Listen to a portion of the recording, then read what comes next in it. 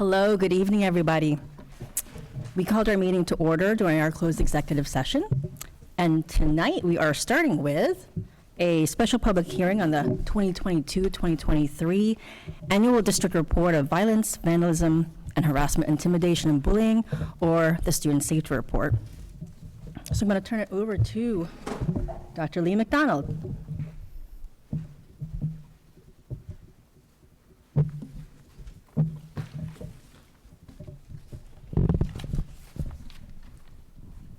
Good evening. Thank you, Ms. McKeon. As mentioned, this is a presentation of the 22-23 Student Safety Report.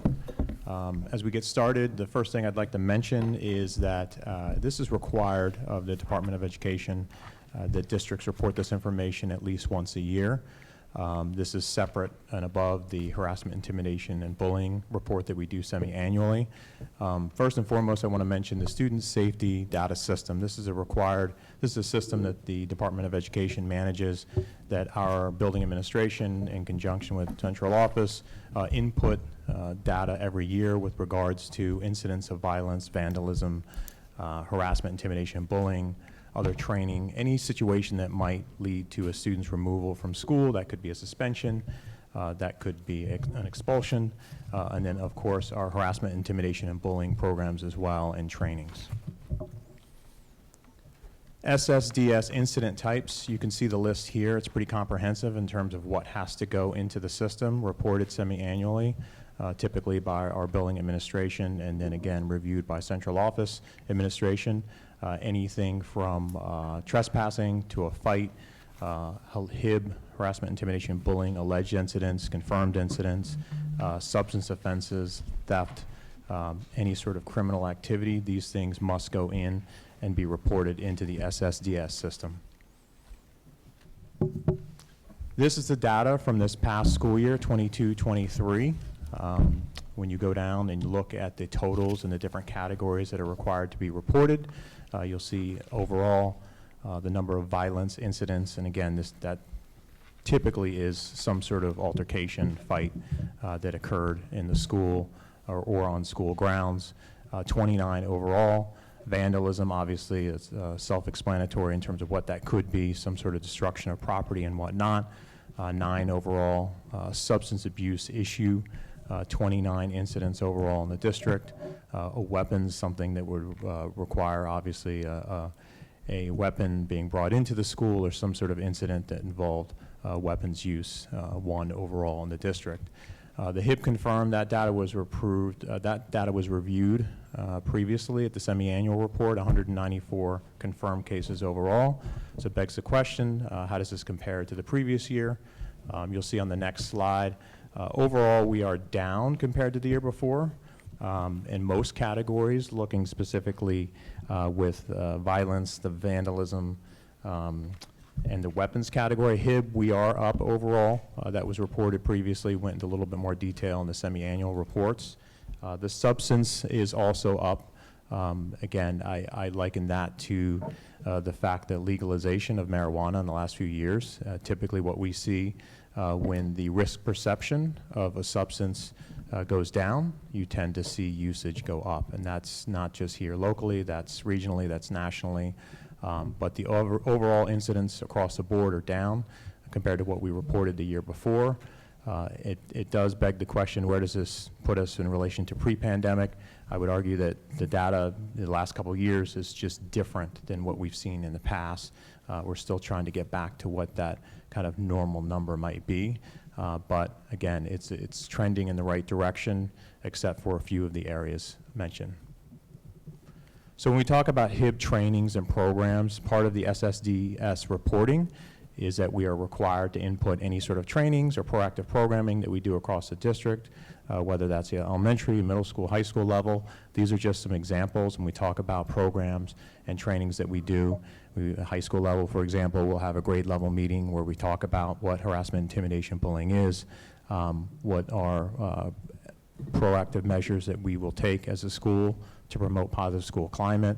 The school climate initiatives, we have school climate-based teams in every building that look at data, look at stakeholder feedback, surveys and whatnot, and put in initiatives specifically for school climate.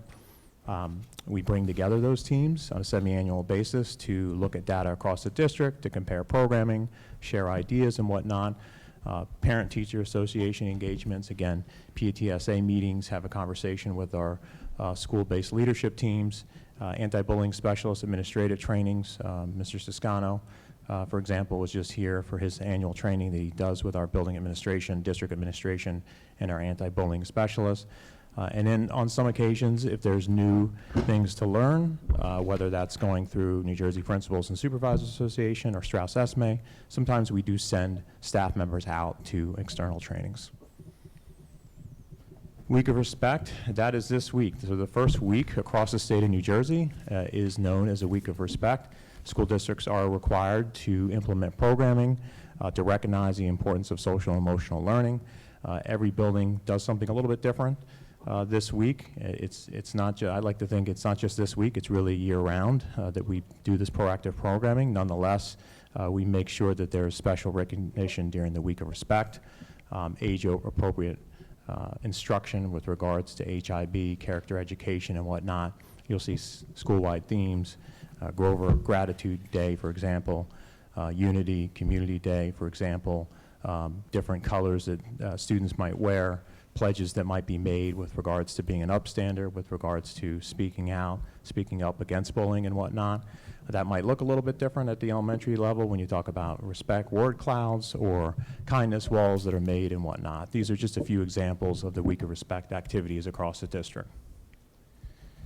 The third week in October is School Violence Awareness Week, also required by the state of New Jersey to recognize it's an opportunity really to bring students, staff, and families together to think about being proactive in our approach to prevent school violence. Some of the examples that we implement in our schools could be conflict resolution lessons, morning meetings, where we've sent a number of staff this summer to responsive classroom training. That's something that we do at the K-5 level, and during that morning meeting time. We might take inspiration from certain leaders. That could be MLK, it could be Gandhi, it could be quotes that we're sharing with our students and staff. It could be looking at resources from Teaching Tolerance, for example, thinking about that classroom experience and making sure that's as safe and as engaging as possible for students, and that it is culturally competent. Self-regulation, when you think about social emotional learning, making sure that students understand how do they manage their emotions, how do they work on their communication skills, their soft skills, so to speak. A lot of this really comes down to school climate, right? So how do you prevent harassment, intimidation, bullying? How do you prevent incidents from occurring? You certainly can't stop all of them, but what you can do is take a proactive approach to build as positive a school climate as possible. These are just a few examples. First and foremost, students need to be healthy, right? They need to feel safe when they walk into our schools. I'll talk a little bit about what those measures are that we do to make sure that we address safety and security. The SEL, that's our Goal 3 work when we think about social emotional learning, self-regulation, social skills, responsible decision-making and whatnot. Those are things that are taught in the classroom. They're also reinforced through pull-out programs as well, to essentially create a supportive learning environment. Mental health education, how do we reduce that stigma? We have student-led initiatives. We have things that we do with our staff in terms of professional development. Trauma-informed care, we continue to work with our staff to recognize that sometimes students come into our buildings and they're not just unpacking their Chromebook or their books, right? They have other things that they're dealing with in their personal lives that might impact their learning. Restorative practices, these are things that we continue to do when you think about alternative discipline.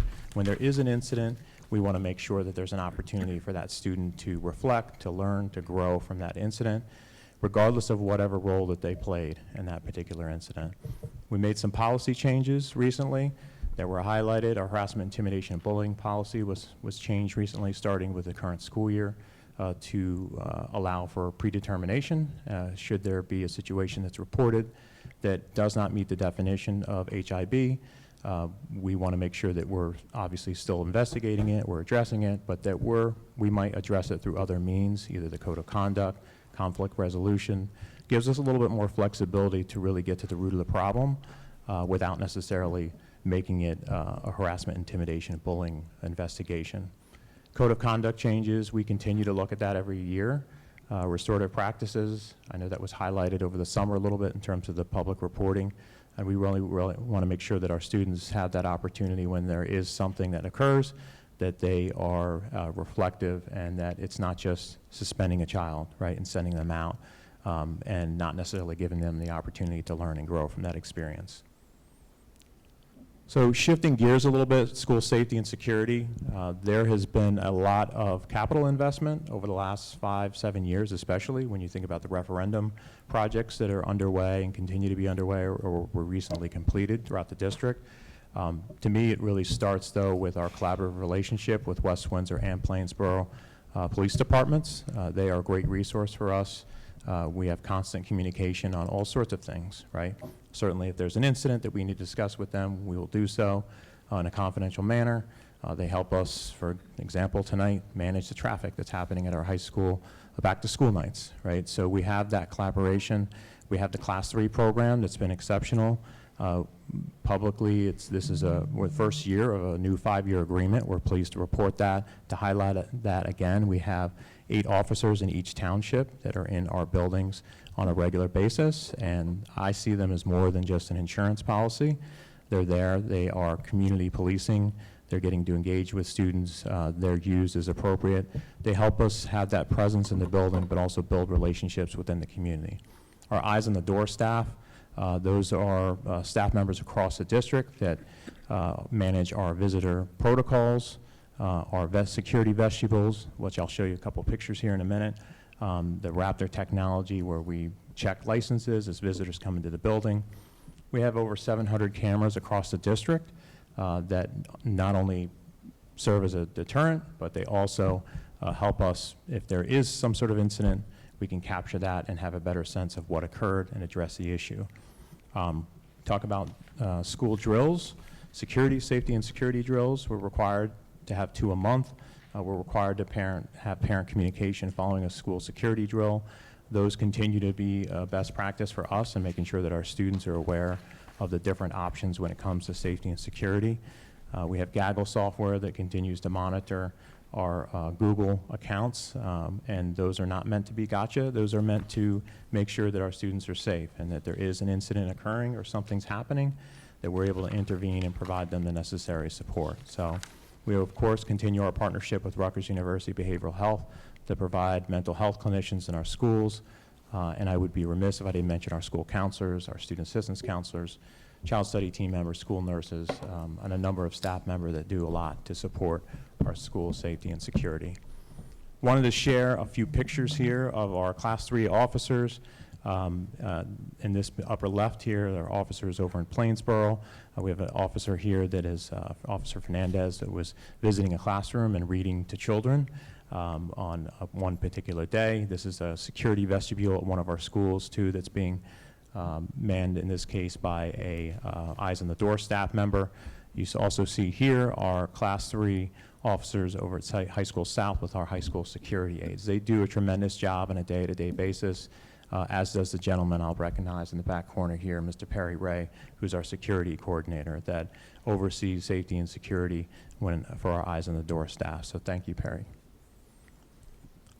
This is a highlight, just sharing some proactive things that we do for safety and security. This is an incident command training that occurred at one of our schools over the summer. And this is really that collaboration between the school district, law enforcement, first responders to make sure that they're practicing, should you have an incident in your building, how to respond to that incident, where to access doors, where to access certain things that they would need in a situation. But it's really about the proactive training that they're doing, the familiarity that they have with our schools that they do over the summer. So this was this past summer over at Millstone River. Also this past summer, and really this past year, we've been working with the New Jersey Office of Emergency Management on reunification plans. This is a picture taken in this very room of upwards of 30 school administrators and first responders, West Windsor and Plainsboro Police, Fire Department, EMS, that were here to talk about reunification plans and what that might look like if you had to relocate an entire building. For example, you have a gas leak or something like that that will require you to move an entire school to another facility. what that might look like in terms of transportation, in terms of parent pickup. There's a lot that would have to go on. So we're putting together those plans and working with OEM to make sure that we have the best possible plan and that we're well prepared for those types of situations. So that just speaks to that ongoing collaboration with the resources available to us, which we're thankful for. Another thing I just want to, before I finish up here and highlight, we use the Office of Homeland Security site assessment tool, which is a relatively new tool that all of our schools use this summer, essentially doing walkthroughs, our school administration, our buildings and grounds, Dr. Russo and I, going around to every building. What we're looking for is security vulnerabilities, right? So it could be hedges that have grown too high. It could be access to a certain part of the facility that shouldn't have access, things of that nature. So you want to make sure that you are going through this. It's really an opportunity for self-assessment to make sure that you are addressing those issues and then working with your buildings and grounds crew. So that's a proactive measure to make sure our schools are as safe and secure as possible. Finally, I'll finish up just with our district mission statement. I won't read that, but none of this is possible if our students and staff and our community isn't safe, and we continue to do everything we can, not only aligned to our 4 strategic goals, student-centered learning, global competency, SEL, and of course, equity. Thank you. All right, thank you, Dr. McDonald, for the presentation. Do any of the board members have any questions or comments? Go ahead, Liz. Thank you. I just had a question because there's been a lot of reports about different types of animals that have been spotted, like the fox and others. Can you please address how that type of sighting is addressed within the school community? Sure. So obviously, if there's an animal that's running around the property, we get a report of that. We have to look into that, investigate that, and the fox you're referencing was an incident that occurred where there's actually a fox that had been loose that is not a threat to our students. It's not a threat to our staff. We were working with animal control to report it and make sure that it was addressed. They're trying to catch it because it needs care, right? And so, but we are precautionary in our approach that when something like that is reported, we're going to make sure that we might be pulling students inside. So that, of course, required parent communication, so that's specifically referenced to the fox. But you can have incidents where there's some other animal or some other sort of exterior threat that might mean that you go into what we call a shelter in place, where instruction continues, regular activities continue. You're just not letting people in and out of the building. You're keeping the kids inside for recess, for example, to make sure that you're being precautionary in that approach. You're working with law enforcement to address whatever that potential exterior threat could be, right? And that could be thunderstorms. That could be a hurricane warning, or not a hurricane warning, but a tornado that might be coming through, or something like that. The potential for that, you want to make sure that you're keeping kids safe. Thank you. That's a great question, and that opens us up to a lot of fox jokes, but it is good to know that you have precautions and safety in place. Are there other questions? Yeah. Well, thank you for the presentation and all the work that you and the staff do to keep everyone safe. So I was looking through this, and I was pretending I was like a parent who didn't really know that much about this topic, and I was wondering how a parent might become more familiar with some of the items, like what does conflict resolution look like, for example, in a classroom? What is trauma-informed care? You know, things like that. How would a parent, if they wanted to learn more about these topics and what it looks like in the classroom, how would you suggest they approach that?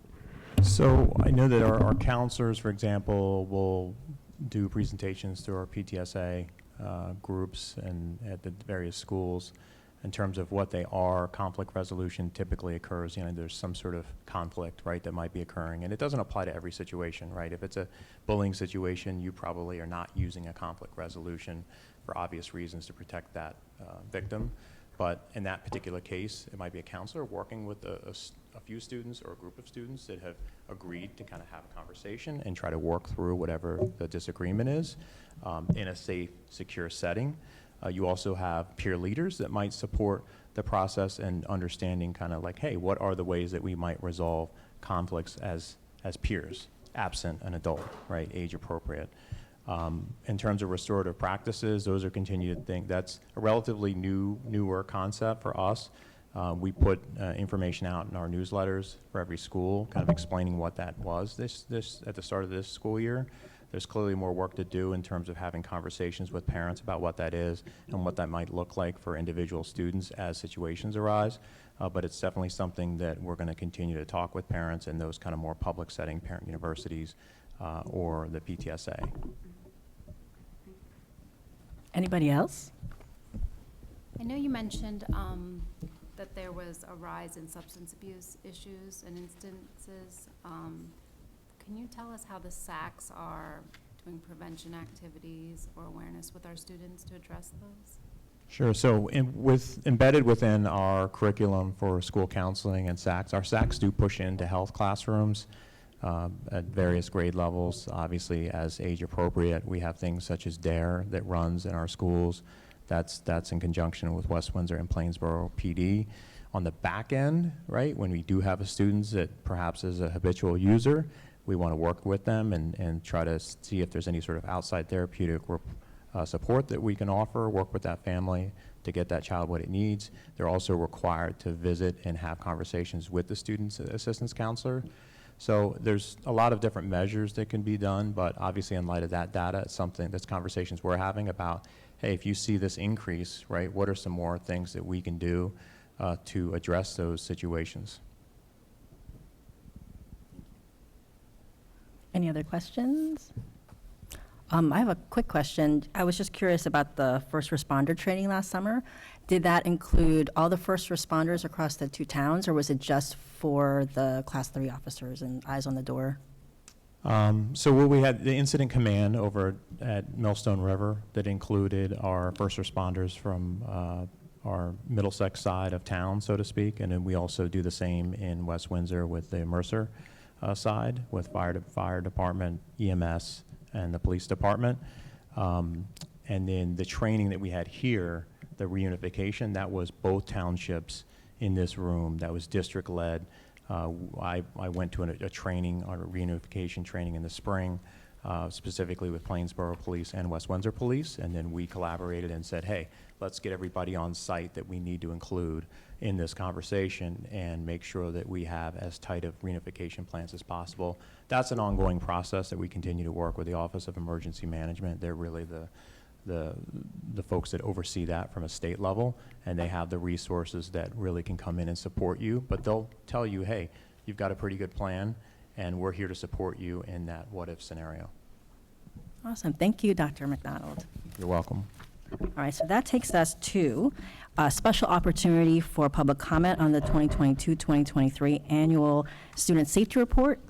The board invites thoughts and reactions on the annual district report of violence, vandalism, and harassment, intimidation, and bullying from members of our community who are present.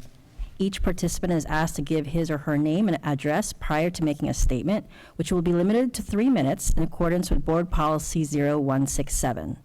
All statements shall be directed to the presiding officer. This public comment period shall be limited to 15 minutes. Are there any public comments on the Student Safety Report?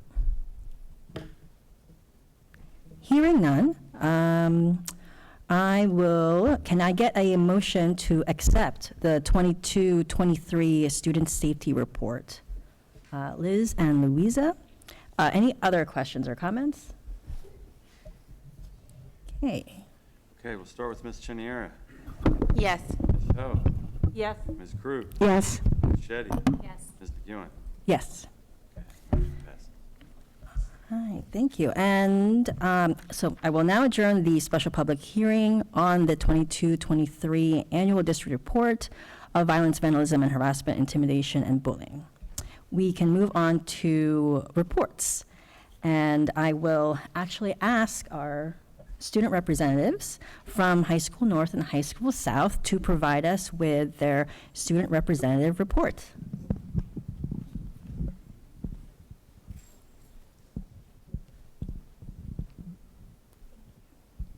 Thank you. Good evening, everyone. During our first week of school, we had our class assemblies where we introduced the class expectations and all the exciting events in order to raise school spirit. Additionally, our library has been renovated, and has been functioning really well these past couple of weeks. There have been many positive reviews about the library. During our second week of school, we held our annual club fair. I would say this was pretty much a success because there was a lot of student engagement and there was a lot of positive reviews about the club fair this year.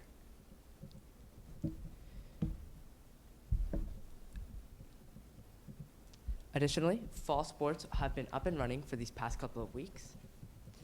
We also had our Spirit Week 2 weeks ago. On Monday, we had Pajama Day. On Tuesday, we had Rhyme Without Reason. On Wednesday, we had Barbie versus Ken Day. On Thursday, we had Anything But a Backpack Day. And Friday as Class Shirt Day. Rhyme Without a Reason is where two people in a partnership would dress up as a rhyme without a reason. For example, dairy and fairy.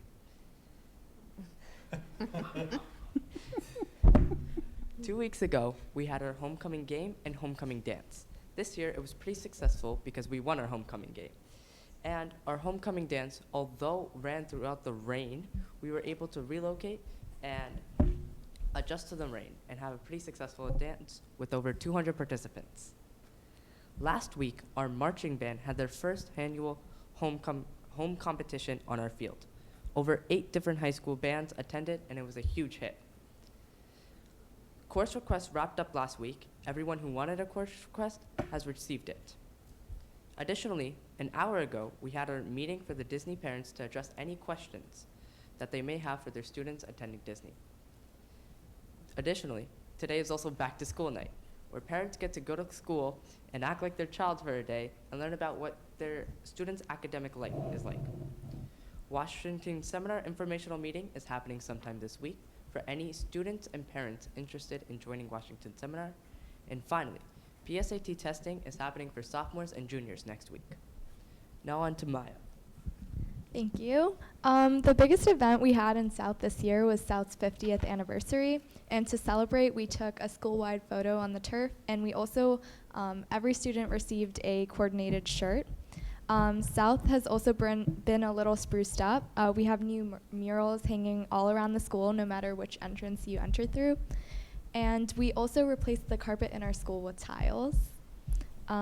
We had a class assembly on the first full week of school, and we heard from administration about new expectations and new rules that have been implemented. We also heard from our class advisors and officers about events and ways to get involved. The club fair was last week, and clubs officially started running, and so did fall sports. So this week is actually our Spirit Week. We started Monday with red, white, and blue. Today was actually country versus country club. Tomorrow's Anything But a Backpack Day. Thursday would be Barbie Day, and Friday is, of course, class colors. Today's also a back to school night right now, and Friday we actually have South's open house, and we already had over 150 RSVPs. And before the football game on Friday, which is South's homecoming game, we'll be honoring former Pirates that attended South. And Saturday night would be the homecoming dance. Thank you, Mahir and Maya. We love hearing the updates. Congratulations on the 50th anniversary. And just curious, Mahir, who won, Barbie or Ken? Barbie did. I kind of had a feeling. So thank you, guys. I'll turn it over to Dr. Adderhold now for comments. Mahir and Maya, thank you so much for your attendance. And a couple of items I was going to mention, Maya just did. So tonight is back to school night, as our student representative said. Historically, the student back to school night doesn't fall on a board meeting night, but with homecoming on Friday and class decorations happening on Thursday night, we could not have back to school night on class decoration night. So it was shifted. It was shifted just in August to make sure that we were able to accommodate High School South's homecoming. It is the 50th anniversary event at High School South this Friday. We're very much looking forward to homecoming, as well as welcoming back our High School South alumni to be able to see the new facilities, experience the tour, be recognized for the 50th anniversary, and participate in the event of the evening event with the game. Also, just want to note to the community that tomorrow, FEMA, FEMA as in Federal Emergency Management Association, is doing an emergency alert and a wireless alert at 2:20. I raised that because at 2:20 approximately tomorrow, every phone in the schools for both students and staff will go off with some kind of loud beeping alert.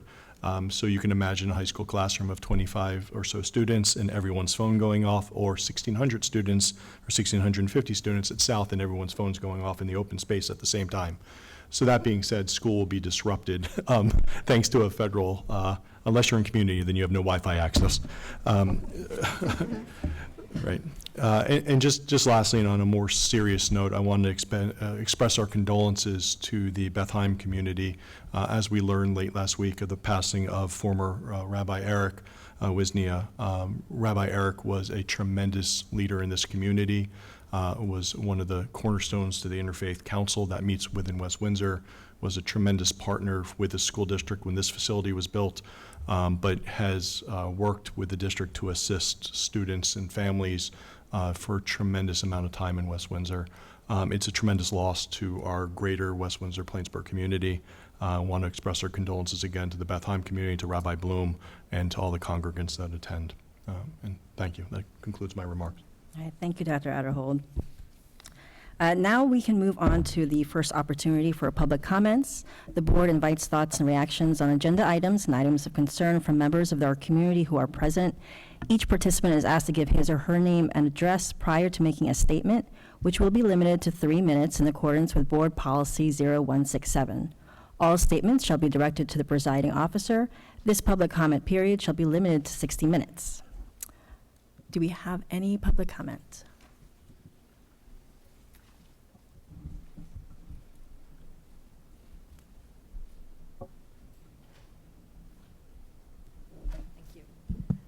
So I'm also excited about the 50th anniversary of the high school.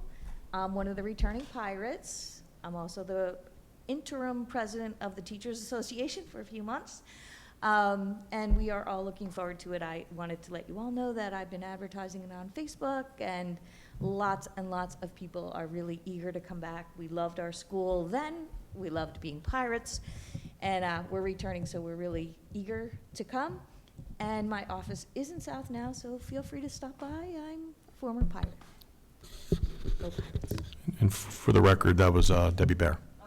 Oh, yes. Oh, an address. Debbie, we need your address. Address please. is High School South. Okay, that works.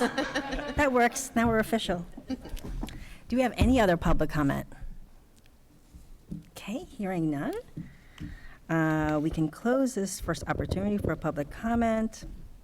And tonight, we do not have any committee reports. We didn't have committee meetings in between our last board meeting. So we can move on to the voting portion of our meeting. Can I get a motion for administration items 1 through 3? Dana, Liz, do we have any questions or concerns? Okay. Okay, we'll start with Ms. Ho. Yes. Ms. Krug. Yes. Ms. Chetty. Yes. Ms. Chenier. Yes. Ms. McEwen. Yes. Again, we don't have any items for curriculum and instruction, so we can move on to finance. Can I get a motion for finance items number 1 through 11 plus the blue addendum? Louisa and Shweta, any questions or comments? Okay, we'll start with Ms. Krug. Yes. Ms. Chetty. Yes. Ms. Chenier. Yes. Ms. Ho. Yes. Ms. McEwen. Yes. Now, can I get a motion for personnel items number 1 through 2, plus the green, the pink, and the yellow addendum? Dana and Liz. Any questions or comments? Okay. Okay, we'll start with Ms. Chetty. Yes. Start with Ms. Chetty. Jeez, I'm stuttering all of a sudden. Next, we have Ms. Chenier. Yes. Ms. Ho. Yes. Ms. Krug. Yes. And Yes. And I'd like to acknowledge a couple of retirements we just voted on. Congratulations to both Cynthia Collada, an instructional assistant for Maurice Hawk, who is resigning after 18 and a half years at WWP, as well as Eric Loveland, French teacher from High School North, who is retiring after 22 and a half years in the district. We thank you for your service and years of dedication, and we wish you well in your retirement. Congratulations. Now we can move on to the approval of Board of Education minutes. Can I get a motion to approve the minutes of our September 19th, 2023 meeting? Louisa and Shweta, any questions or comments? Any